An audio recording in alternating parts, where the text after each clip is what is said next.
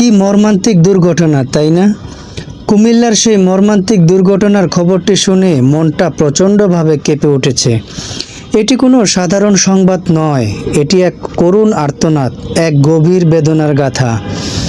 একটি private car একটি পরিবার বা কাছের মানুষেরা যাত্রা করেছিলেন, হয়তো কোনো উৎসবে যাচ্ছিলেন কিংবা প্রিয়জনের কাছে ফিরছিলেন, কিন্তু নিয়তির নির্মম পরিহাসে সেই যাত্রাপথে হয়ে উঠল তাদের জীবনের শেষ পথ। গাড়ির ভিতরের প্রতিটি মানুষই চলে গেলেন না ফেরার দেশে। এটি শুধু একটি দুর্ঘটনা নয়, এটি একের পর এক জীবনের সুতো ছিঁড়ে যাওয়া, একের পর এক স্বপ্নের মৃত্যু, অসংখ্য গল্পের অকাল ও করুণ সমাপ্তি।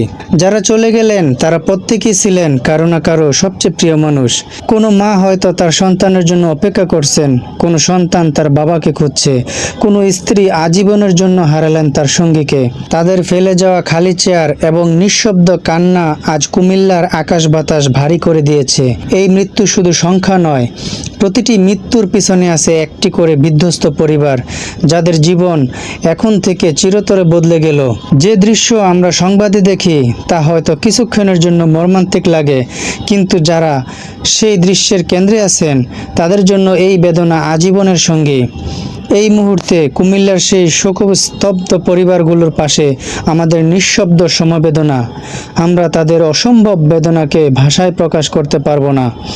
শুধু এই কামনা করি, যারা চলে গেছেন তারা যেন শান্তিতে থাকেন, আর যারা বেঁচে আছেন এই অসহ্য যন্ত্রণা কাটিয়ে উঠতে তারা যেন একদিন শক্তি খুঁজে পান। জীবন কতটা অনিশ্চিত তা আবারও মনে করিয়ে দিল এই মর্মান্তিক ঘটনা। প্রতিটি মুহূর্তকে মূল্য দিতে, প্রিয়জনকে ভালোবাসতে শেখালো। খুব সাধারণভাবে একটি দিন শেষ হয়ে গেল, কিন্তু কয়েকটি পরিবারের জন্য সেটি হয়ে রইল চিরকালের রক্তাক্ত ছাপ। প্রতিটি ড্রাইভার ভাইদের সম্মানের সহিত বলছি, আপনারা খুব সাবধানতার সহিত গাড়ি চালান। মনে রাখতে হবে, একটি দুর্ঘটনা সারা জীবনের কান্না।